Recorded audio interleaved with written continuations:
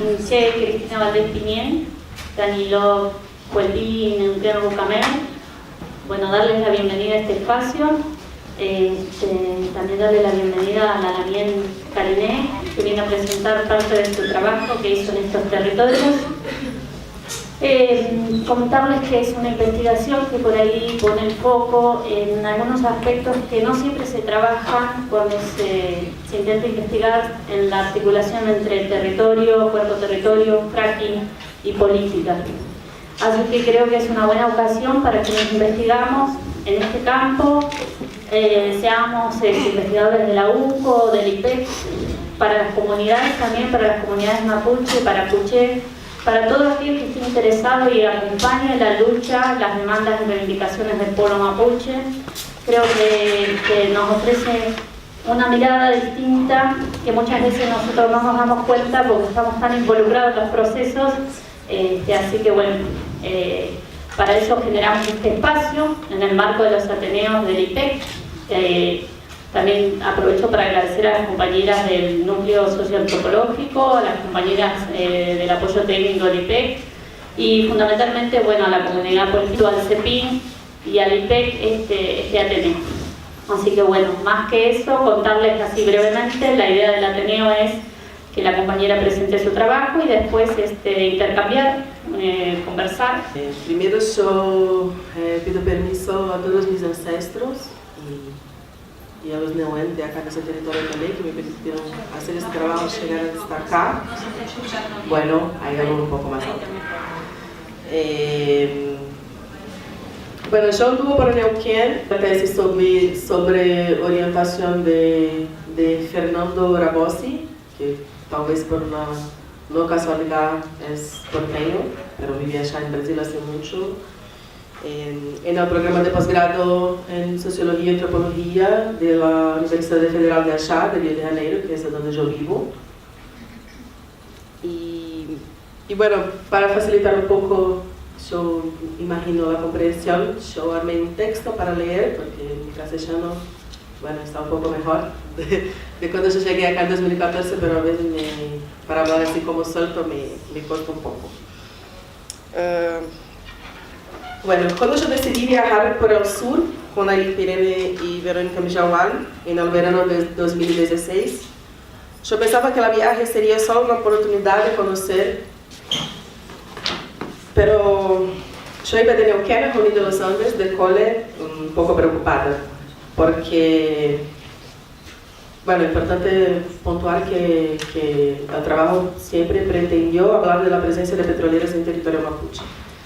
Y bueno, que me deslocando de Neuquén a Junín de los Andes, tenía la sensación de que estaba como dejando para atrás, como abandonando mi proyecto de investigación, ya que estaba me alejando de ese escenario de válvulas, pozos y gasoductos y todo ese escenario petrolero de acá de la región más del centro de la provincia. Pero fue justo llegando más allá al sur que la estructura de la tesis surgió. A propósito inicial de la investigación fue tratar de concepciones mapuches de salud e enfermedad, considerando el escenario de contaminación generado por la presencia de petroleras en territorio mapuche. Estaba interesada en nociones de corporalidad asociadas a esas conceptuaciones. Con el pasar del tiempo, las cuestiones sobre salud, enfermedad y corporalidad seguiram presentes, pero perderam la centralidad para dar lugar al concepto de territorio. Llamaba siempre mi atención que el asunto más recurrente, sea en el campo o en la ciudad, eran cuestiones relativas al territorio. Casi siempre que el tema de la corporalidad humana surgía, estaba vinculado a la cuestión del modo que cambiar el territorio es como cambiar el cuerpo de una persona, explicaba Esmeralda Cherky, de la comunidad de Cachipaín.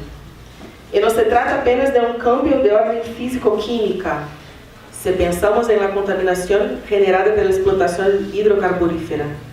Trata-se de un cambio en términos más profundos, como quedará más claro. La tesis entonces está estructurada a partir de la idea de territorio en cuanto a un concepto mapuche. ¿Y qué quiero decir con eso? Que cuando hablo de territorio, que incluye una dimensión de oposición a la palabra tierra, se ponen cuestiones distintas de cuando se habla de territorio desde las ciencias o de la cosmopolítica Winca. Y yo voy a volver al término cosmopolítica. Así que todo el esfuerzo de la tesis fue de desdoblar que apuntan cuando tratan de territorio mapuche, sea en el singular o en el plural. Retomemos el viaje que hizo al sur. Yo estuve en las comunidades de Chiquilihuín, cerca de Junín, y Quecholeufu, ya en Gulumapu, que se acostumbra a nombrar como Chile, cerca de la ciudad de Pucón. Territorios con distintas particularidades, pero que hacen parte de la misma Ualmapu. El territorio mapuche más amplio, que va de un océano a otro, y tiene una serie de planos interconectados para abajo y para arriba. Dos aspectos me marcaron mucho en ese viaje, y los dos tienen a ver con el aparente giro que tuvo la tesis al salir del tema de la corporalidad y centrarse en la cuestión del territorio. Una, fue estando en esas comunidades que me vino más claramente la profundidad de la conexión entre una persona y el territorio, que se pone principalmente cuando se destaca la importancia no solo del origen familiar, pero también del origen territorial de un che. Por más que esos dos conceptos están interconectados, como siempre llamaron mi atención. La otra es que fue la primera vez que yo me deparé con un volcán. Estar en Chiquilihuín es estar en la presencia de Olanán, Eulanín, como se acostumbra nombrar más usualmente. Es estar acompañada de él. Y no solo para los lamien mapuche, pero también para mí, Eulanín era una presencia emblemática. Eso porque para mi comunidad, los volcanes son Xangô, un orixá, una fuerza relativa al fuego, a las piedras y a la verdad, para así poner de una forma muy resumida. Xangô sería como el dueño de nuestra comunidad, y fue a través de él que yo renací en el candomblé, como nombramos nuestra tradición. El candomblé surge a partir de la presencia del pueblo Yorubá, o Yorubá, en América del Sur. Los Yorubás vinieron de lo que hoy se llama Nigeria, en África, trasladados forzadamente a una condición de esclavitud. En Brasil se reorganizan como pueden en nuevas comunidades y recrean un conjunto de prácticas ceremoniales que remontan a relaciones que mantenían con las fuerzas del territorio Yorubá en África, pero que también establecen otras y nuevas relaciones con los territorios de América del Sur, a donde pasan a vivir. De esa reconstrucción, que de alguna manera conecta territorios transoceánicos, nace el candomblé. Esta es una foto del espacio físico de nuestra comunidad. De manera que hasta hoy, todas las ceremonias en mi terreiro, que es como nos referimos al centro del territorio, a ese espacio de nuestra comunidad, son hechas en idioma yorubá. El renacimiento del candomblé se da a través de un conjunto de ceremonias que implican una reclusión de cerca de un mes. La mayor parte de esas ceremonias son de carácter privado y a ellas atiende principalmente gente mayor que ya pasó por el mismo proceso.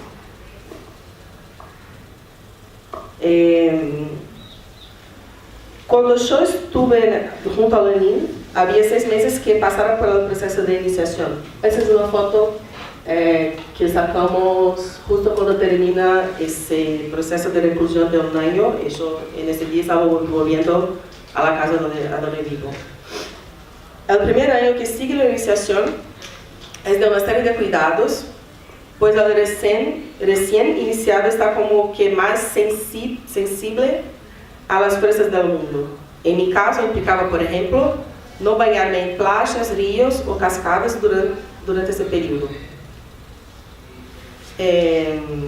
Así que cuando llego a Ualmapu,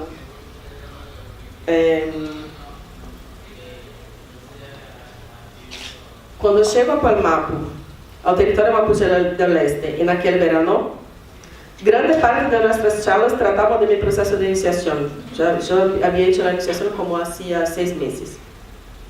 Tejíamos diversas comparaciones entre el mundo del candomblé y el mundo mapuche. Comparábamos, por ejemplo, la reclusión por la cual pasé con la reclusión que pasó una de las principales autoridades mapuches relacionadas al sistema de salud. Los MIEN, las fuerzas ordenadoras presentes en el territorio mapuche, relacionados a distintos elementos como ríos, montañas y lugares, comparábamos a los orixás. Como nombramos las distintas fuerzas, creo que algunos deben tener escuchado alguna vez sobre Xemanchá, que es un orixá en general muy conocido en América del Sur, fuera de Brasil, que es el orixá relacionado a los océanos. Y el axé, en el mundo del candomblé, comparábamos con Neuen, como se nombran las fuerzas que circulan por el mapa.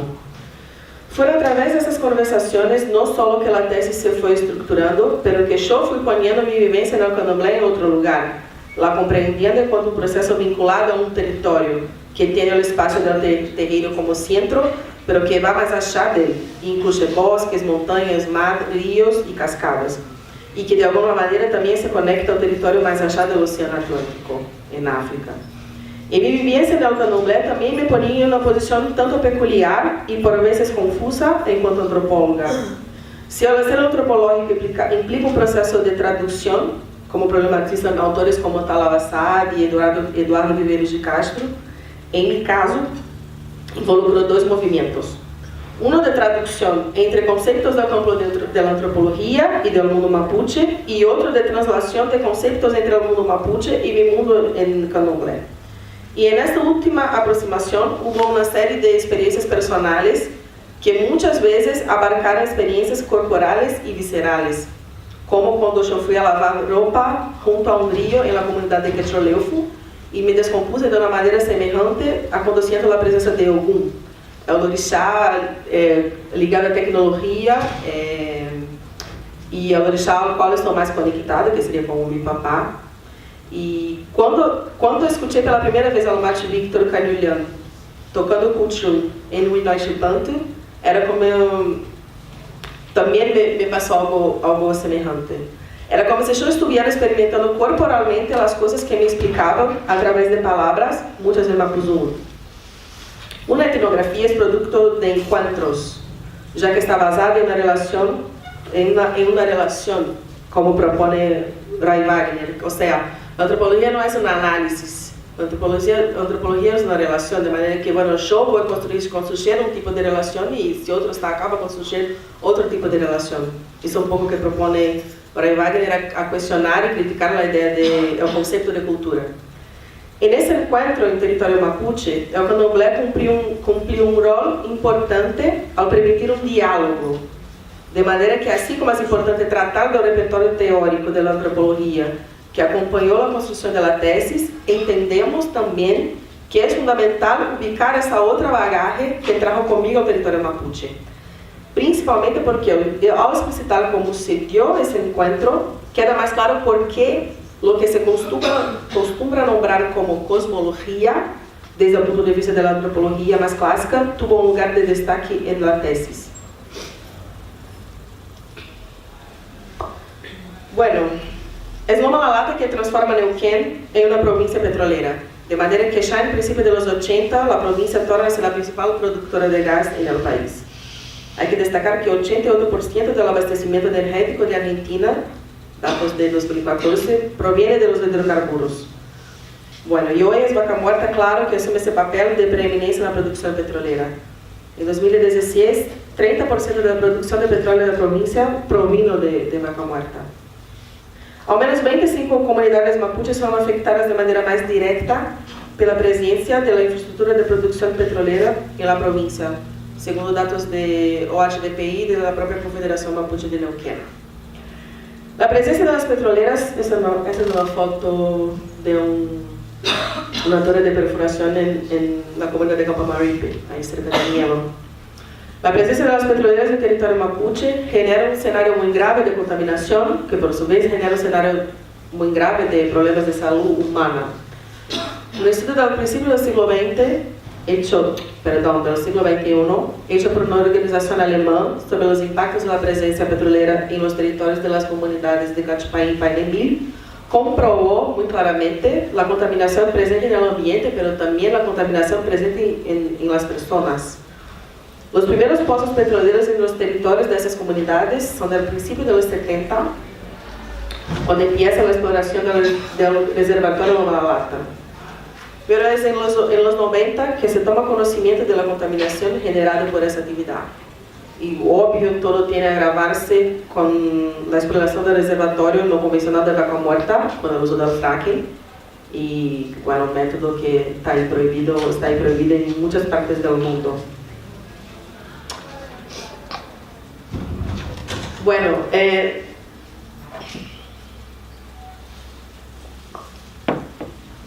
la llegada de los petroleros a Palmapu debe ser comprendida en cuanto a un nuevo desdoblamiento de las campañas militares del siglo XIX. Y ahí estoy hablando de la campaña del desierto, de ese lado de acá de la cordillera. Ese mapa fue publicado en la tapa de un periódico, no sé si existe todavía, llamado La Cordillera, del año de 1931. Él estaba ahí expuesto en la casa, la llamada Casa Histórica de San Martín de los Andes. Afinal, lo que se llama historia no es parte del pasado, en cuanto a algo superado. Es parte de la vida presente, se extiende en el presente. Como demuestra Bruno Latour, inspirado ahí por el filósofo Michel Serres, la atribución de temporalidad es un acto clasificatorio. Pues, como afirma Lévi-Strauss, palabras de ellos, la historia nunca es la historia, pero la historia para, o sea, es una historia para alguien.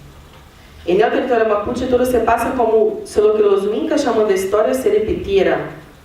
Y entiendo que esa continuidad temporal está relacionada a una continuidad de orden más profunda, la continuidad de relaciones entre las diversas fuerzas, entre ellas las personas presentes en el territorio. Los mayores de Love Campo Maripe cuentan que una de sus abuelas sabía qué hacer para cortar con los vientos y los temporales. En 1944 se vivió una gran nevada que duró 2 años en la región de Junín de los Andes. La gente de la comunidad de Chiquiluín hizo una ceremonia que puso fin a ese temporal. Esas maneras de manejar el clima son maneras de relacionarse con los Neuen, con las fuerzas del territorio. Así que las distintas prácticas ceremoniales mapuches, de las cuales las grandes ceremonias colectivas son la expresión más marcante, son formas de comunicarse y alinearse con las fuerzas del territorio. Ellas están relacionadas a la participación de los Che en un orden más amplio, el de la circulación de los Neuen por Almapu en cierta armonía y equilibrio en ese movimiento de fuerzas. Orden de fuerzas del cual también hace parte los artefactos. Y ahí por eso que se vuelve tan problemática la profanación de lugares de entierro de gente que eran muy recurrentes en la campaña del desierto, sin contar la propia manutención de los museos, que es una cosa que también trato un poco en la tesis. Más allá de esas ceremonias más amplias, existe todo un universo de prácticas cotidianas que también son maneras de hacerse parte de ese ordenamiento. De ahí viene toda una ética basada en la necesidad de se pedir permiso, sea para bañarse en un río, para retirar un pedazo de planta o cuando se llega a un lugar. Y es alguna fuerza del territorio, incluyendo los Nien, al que se pide permiso. Hay entonces un cuidado recíproco entre personas y las fuerzas del territorio. Si las fuerzas del mundo cuidan a las personas, el cuidado de las personas con relación a esas fuerzas implica tomar conciencia de su inserción en un orden más amplio del territorio. Y las prácticas ceremoniales obvios son parte de ese cuidado recíproco. Diariamente muchos turistas suben al Lanín, tanto desde su vertiente chilena como desde la Argentina. Sin embargo, escalar el Lanín es un acto condenado por muchos mapuches. El aumento de la circulación de turistas, escalando el volcán, hizo que el volcán se enojara y quedara completamente sin nieve, y que sería algo totalmente absurdo. Estando en un territorio formado por muchos seres tierra, una expresión que fue acuñada por Marisol de la Cadena desde el contexto peruano andino, y estamos en un territorio que está poblado por esos seres tierra, y esos seres poseen sentimientos, de manera que pueden, por ejemplo, enojarse. De maneira que uma formação montanhosa como a do Lanín, e aqui eu vou citar a Rolando Seixas, um antropólogo de Buenos Aires, é algo activo, não está disponível ou é mera matéria-prima, e se lhe pode atribuir sentimentos como a vontade de enojar-se, criar tormentas e levar-se a vida da gente. Os flujos de Neumann atravessam todo o que é considerado vivo e hasta no vivo para o mundo moderno ocidental, e eu vou volver a esse ponto. Así, no solo las personas, los animales y las plantas, sino también los cursos de agua, el viento, un remolino, un volcán, una montaña, un lugar, una piedra, los cuerpos celestes, son manifestaciones de los distintos Neumann. No acostumbran ser visibles para la mayor parte de los ojos humanos, ni siquiera para los mapuches. Y es justo las situaciones de perimonto que ellos pueden manifestarse ante los ojos y oídos de una persona acordada. Lo mismo puede pasar en los peuma, durante los sueños. El propio conocimiento es un Neumann. Y son esas fuerzas que colocan en movimiento la propia lucha mapuche. Me decían los lamieres de Lófico Pomaripe que yo tuviera mucho Neumann en la lucha contra el fracking en Brasil. Los Neumann parecen justamente desbordar la división entre mente y materia o mente y cuerpo, así como la división mente y mundo, ya que el conocimiento es Neumann, pertenece al territorio, es el territorio. Luego entonces va más allá de la dimensión aparentemente humana, el conocimiento. Así, los Neumann no pueden ser subsumidos a un aspecto inmaterial del mundo, lo que tiende a ser en general una antropología más tradicional o clásica, ponemos así. De manera que una persona puede sentir un Neumann en sus propias vísceras, que como pasó conmigo cuando yo estuve viajando al sur. Estar atento a las señales es estar atento a lo que las fuerzas del territorio le quieren comunicar. Mientras que los mapuches establecen formas de comunicación con las fuerzas a través de los sueños, los perimontos, ceremonias, los incas se relacionan con él en general ignorando esos Neumann. Es por ignorar la existencia de esos Neumann que suceden accidentes, como pasa muchas veces con los turistas que escalan Lanín. Tanto los accidentes como las intempéries son entendidas entonces por incas y por mapuches de forma muy distinta. Regresando a la cuestión sobre lo que es vivo y no vivo. Como las piedras no están vivas, decía Lucía Cañucurá con un cierto tono jocoso, la Piacucha de la Confederación. Contaba que los profesores de las escuelas incas acostumbraban decir que las piedras no están vivas. Explicaba que las diferentes cosas del mundo producen diferentes tipos de sonido, las piedras inclusive, de manera que es posible reconocer una determinada piedra por el sonido que produce. Las piedras, así como los che, son capaces de hablar. No son opuestas a seres que los incas acostumbran considerar como vivos. El propio Mapuzungún, el idioma mapuche, no es solo la lengua de las personas, sino la lengua del mundo de manera más amplia, siendo en sí también Neumann.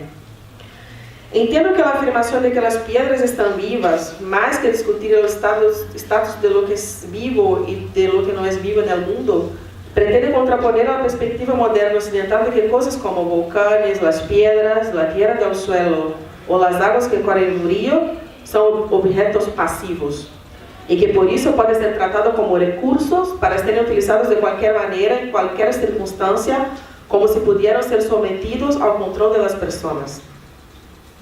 El Lanín, que para los incas es solo un volcán, una formación rocosa inerte, para los mapuches es una fuerza importante para el resto de la vida en el territorio.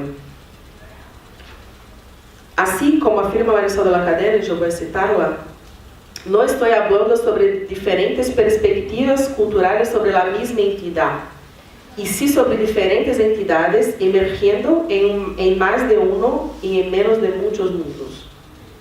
Si por un lado parece que se tratara de mundos distintos, por otro hay un único mundo en el que viven los mapuches y los minca. Si los mapuches viven en un mundo poblado de formas peculiares de vida y de interconexiones, la contaminación de los cursos de agua y de sus cuerpos muestran que hay una dramática interrelación entre ese mundo en que las piedras están vivas y el mundo en que las rocas inertes son explotadas como paisajes para contemplar o perforadas para extraer el petróleo. Inspirada en Donna Haraway y Mary Strathern, Marisol de la Cadena demostró cómo la vida en los Andes peruanos puede ser encarada como, palabras de ellas, más de un y menos de muchos mundos. Aquí destaco y traslado la perspectiva de la autora de encarar tanto los eventos como los accidentes que implican a los turistas que suben al Anin, como las entidades, como un volcán o el subsuelo perforado por las petroleras, como parte de ese mundo al mismo tiempo único y múltiple. En ese mundo diverso, los mapuches acostumbran a estar conscientes de las fuerzas existentes en el territorio y atentos a las señales que ellas comunican. Mientras tanto, mapuches y no mapuches son igualmente afectados por esas fuerzas. Lo diverso entonces se unifica. Mundos que son, palabras también de Marisol de la Cadena, inseparables, aunque distintos. Lo que está en disputa no son distintas miradas sobre la misma cosa, no una discrepancia que refleja las maneras Inca y Mapuche de ver una misma realidad exterior allá afuera, como dijo Bruno Latour, sino que una discrepancia en relación a qué serían cosas como volcanes, montañas, piedras y ríos. Lo que está en disputa no son distintas cosmovisiones, como acostumbra nombrar la antropología, sobre una misma realidad, pero lo que existe en la propia realidad. Y notamos entonces que la política se pone en términos radicalmente distintos. Y es justamente de eso que trata el concepto de cosmopolítica. Yo voy a llegar más allá.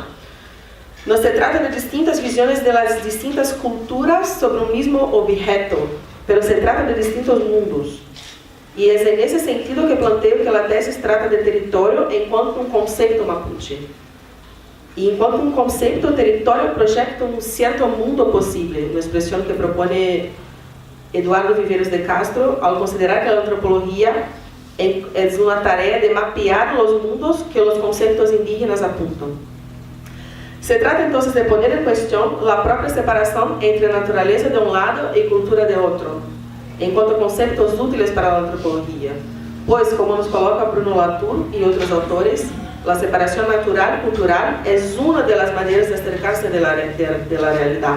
Existen muchas otras. Así que el problema de la antropología no es que usemos esos conceptos para manejar, pero que partamos del principio que la realidad se pone a partir de esos conceptos, y no que son como metáforas analíticas.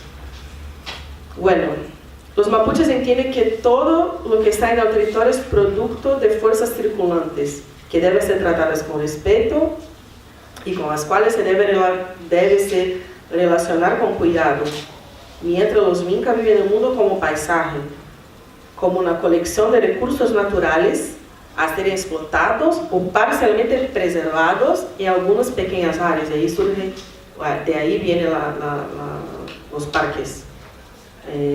Naturaleza de un lado, sociabilidad humana de otro. Al retirar algo del territorio para utilizarlo, los mapuches acostumbran a resaltar que se debe tomar solo lo justo y necesario. Asociada a esa idea de atender solo las necesidades de las personas está la importancia de garantizar un sentido de protección y de proyección de la vida. Se trata de un equilibrio entre lo que es lo necesario para que las personas vivan y lo que no pone en riesgo el orden de las fuerzas del territorio.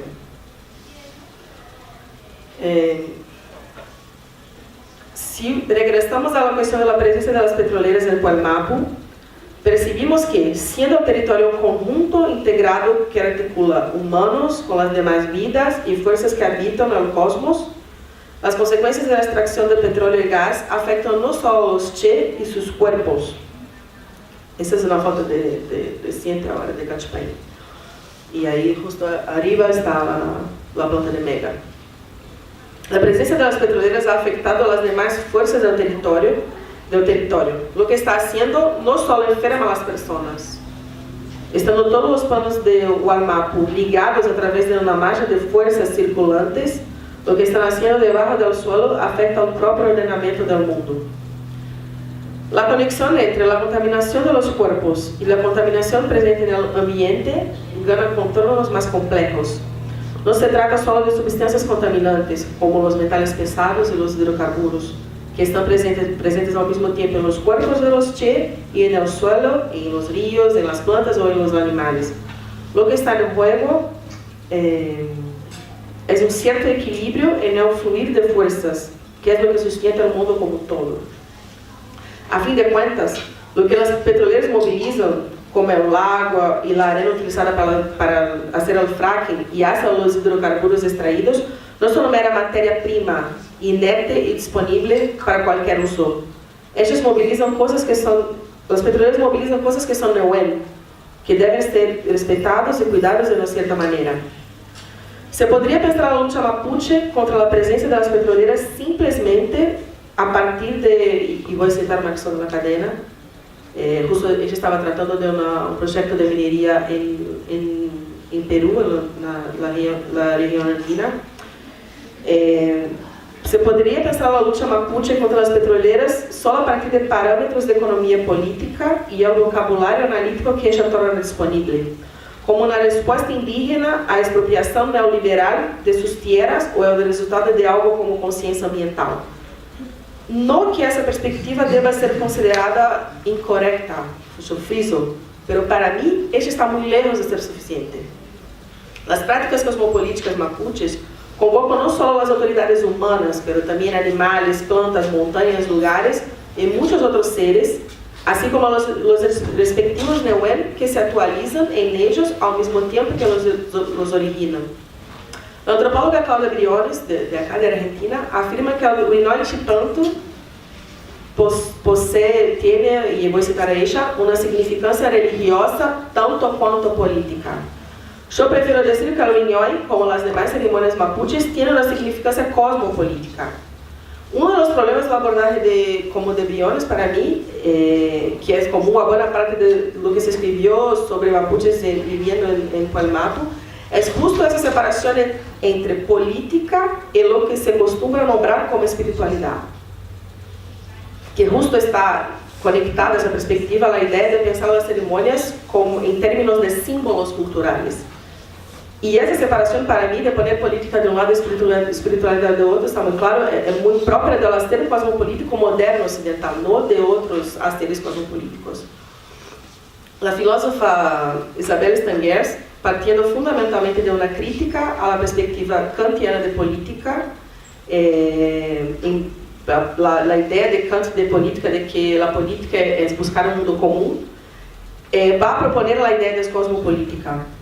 Al sumar el cosmos a la política, la autora llama la atención a lo que, segundo sus propias palabras, para el desconocido constituido por esos múltiplos, divergentes, y para los mundos y para las articulaciones de las cuales ellos pueden eventualmente ser capaces. Es importante destacar que no se trata acá de considerar solo las distintas prácticas del modo moderno ocidental de hacer política enquanto cosmopolítico. O sea, no vamos agora estar diciendo que son los pueblos originarios o los afrodescendientes que hacen cosmopolítica y los blancos no hacen cosmopolítica. No es eso. Toda y cualquier política debe ser entendida enquanto cosmopolítica. Tampouco se trata acá de proponer una tipificación de cosmopolíticas, o sea, la cosmopolítica mapuche, la cosmopolítica inca, la cosmopolítica afro-brasileña, repitiendo ahí la colección que propone la teoría de la relatividad cultural, o sea, la cultura A, la cultura B, la cultura C, y por ahí va. Con esa idea de que cada cultura es una distinta visión sobre una misma realidad. Pero sí de entender que lo que acostumbramos a encarar como un espacio de diálogos y conflictos políticos es necesariamente un espacio cosmopolítico. Justamente porque cada parte trae para ese espacio aquellos seres y cuestiones que consideran relevantes.